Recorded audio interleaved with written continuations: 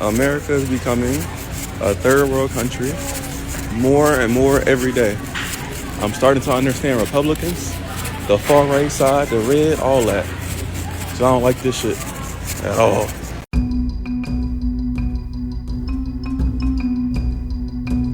Amerika kini sudah seperti negara ketiga.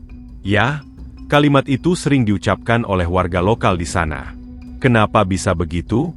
Tentu saja karena tingginya biaya hidup di sana yang sangat mencekik, seolah-olah mereka seperti hidup di negara dunia ketiga.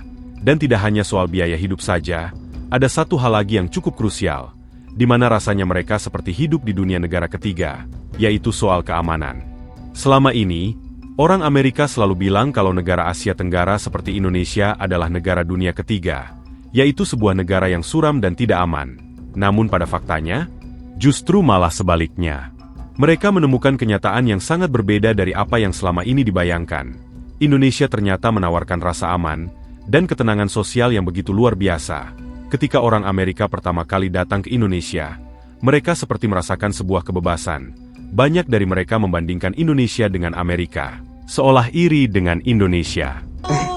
You looking crazy on here. No, you look great. We're here talking about shootings, guns, gun control. So just being able to get away from everything and just connect back to myself. I work starting at 1:45 a.m. But it's completely worth it because after I get done working, I go to bed and then I wake up and I still have my day. I'm still not controlled by work how it is in America. It costs $1 to get to where I'm going. There and back is $2. You don't need a lot of money, and it's such a myth because people always say you have to have this amount of money, that amount of money before you can go and travel somewhere, but the most expensive thing is the flight. Bisa kita lihat pada video, dengan nada sarkas, dia sedikit menyindir betapa beratnya tekanan hidup di Amerika. Dan ketika berada di Indonesia dirinya seperti menemukan sebuah kebebasan. Tidak ada kejahatan bersenjata di Indonesia. Sangat berbeda jauh dengan Amerika yang selalu ada kejahatan bersenjata tiap minggunya. Rasanya Indonesia seperti sebuah solusi di mana ia bisa memiliki hari yang sepenuhnya bebas dan tidak dikendalikan oleh pekerjaan. Amerika memiliki jumlah kasus penembakan massal yang sangat tinggi setiap tahunnya. Fenomena ini bahkan sudah dianggap sebagian masyarakat sebagai makanan sehari-hari.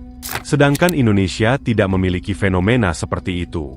Bagi turis Amerika, ini adalah pengalaman yang benar-benar melegakan.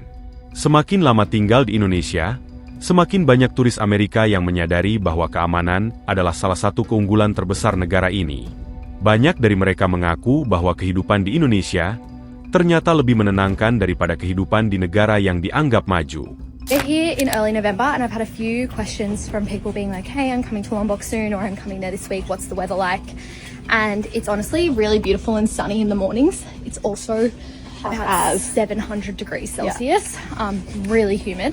But it's basically sunny in the mornings and then by mid-afternoon it's kind of stormy. You can kind of see it's like 11 a.m. and there's some storm clouds sort of brewing. It actually has only rained for like one day and it wasn't even a full day of rain. It was just patchy rain and clouds. But yeah, it's been pretty good. I thought it would be wetter considering it's like the beginning of the wet season. But in saying that also, apparently we're in the south of the island and apparently in the north it gets way rainy. Ya, kita bisa mengambil sebuah pelajaran, bahwa begitulah dunia barat. Mereka menganggap negara lain adalah negara yang jauh di bawah mereka dalam segala hal, padahal faktanya ada banyak sekali kekurangan yang mereka miliki.